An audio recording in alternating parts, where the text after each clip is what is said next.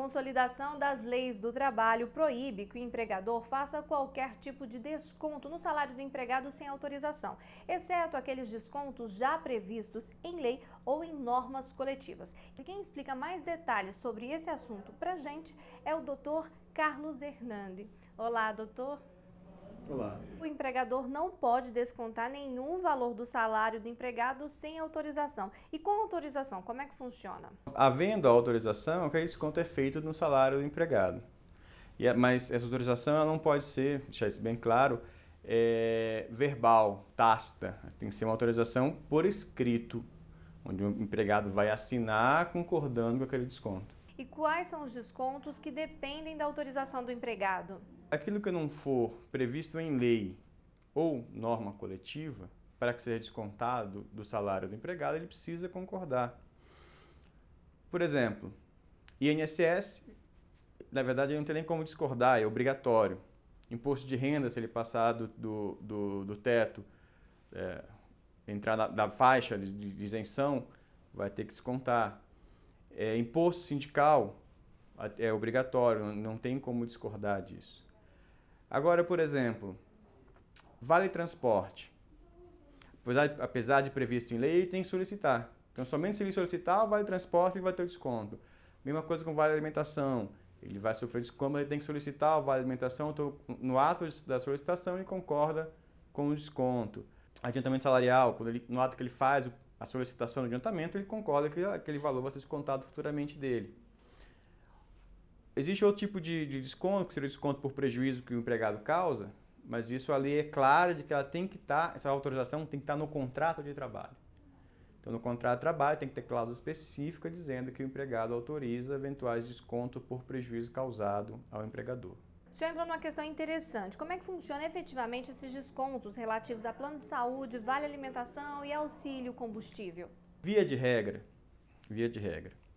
vale transporte e vale alimentação tem legislação sobre o assunto. Então, a empresa aderente ao ao PAT, no caso do auxílio alimentação, tem isenções fiscais, tem incentivos. Então, a própria lei já prevê o desconto, o percentual de desconto. No Vale Transporte também a lei prevê o percentual de desconto. Então, mas existem outras situações em que não há legislação formal sobre o assunto. E que é onde vai entrar as normas coletivas, os acordos coletivos, as convenções coletivas. E aí essas regras vão vir na convenção coletiva.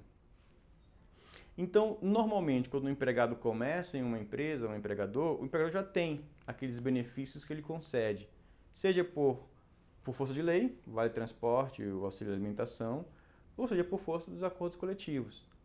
E aí o acordo coletivo, por exemplo, ele pode até melhorar a situação da lei. A lei do Vale Transporte, por exemplo, fala que você tem que descontar até 6% do salário dele como contrapartida pelo Vale Transporte. Mas o acordo coletivo pode, por exemplo, estabelecer que não haverá mais desconto do Vale Transporte, que não haverá desconto em relação à Vale Alimentação, que serão pagos 100% assumidos pelo empregador. Então, essas regras vão variar de acordo com as negociações coletivas. Plano de saúde também é muito comum que se estabeleça em acordo coletivo como é que vai ser celebrado aquele plano, se vai ter desconto do empregado, se não vai ter, e se tiver desconto, quanto desse percentual vai ser de desconto. E tem algum limite de percentual para descontar do salário do empregado? Não existe algo formal. A prática no dia a dia já ficou meio consolidado pela jurisprudência, pelo modo de entender da Justiça do Trabalho, que não se passa de 30% do salário do empregado, deduzido os descontos legais. Outra dúvida comum é sobre o FGTS, o Fundo de Garantia por Tempo de Serviço. Ele é descontado do salário? Não. Isso é um benefício que a lei impõe ao empregador. O empregador paga 8% do salário do empregado, mas sem descontar do salário dele. E se o empregado sofrer algum tipo de desconto impróprio, o que ele deve fazer? Ele deve solicitar ao empregador a restituição, e se eventualmente essa restituição não for feita amigavelmente, digamos assim, administrativamente, internamente, ele pode buscar o apoio da Superintendência Regional do Trabalho ou pode mesmo entrar com uma ação trabalhista para cobrar aqueles descontos. E como a empresa deve proceder ao fazer os cálculos dos descontos previamente estabelecidos e perceber que tem saldo devedor? No dia a dia, no mês a mês, isso não pode acontecer. Ele não pode ter mais descontos que salário a receber. Tá? Se por um acaso a empresa tiver esse descontrole, porque aí realmente é uma questão de descontrole do empregador, e permitir que o empregado tenha mais descontos do que o salário, o que a empresa vai ter que tomar uma atitude em relação àquele empregado para conversar com ele e resolver aquela situação, porque esses descontos não vão poder ultrapassar 30% do salário dele, 30%, 40% do salário dele. Entendeu? E a empresa vai ter que ajustar com ele como a gente vai resolver esse problema. Isso pode acontecer, por exemplo, naqueles casos em que o empregado, a empresa tem o plano de saúde com coparticipação. E aí o empregado usa muito o plano de saúde e o desconto vem muito grande no salário dele. Então aí a empresa tem que tomar esse tipo de controle e cuidado para não deixar essa situação acontecer. Um outro exemplo assim seria quando pega empréstimos consignados e vem descontando em folha e o valor do empréstimo é maior que o próprio salário. Nessa situação, a instituição financeira normalmente pergunta para o empregador qual é a margem consignável que o empregado tem para desconto. E a instituição vai respeitar aquela margem consignável, né?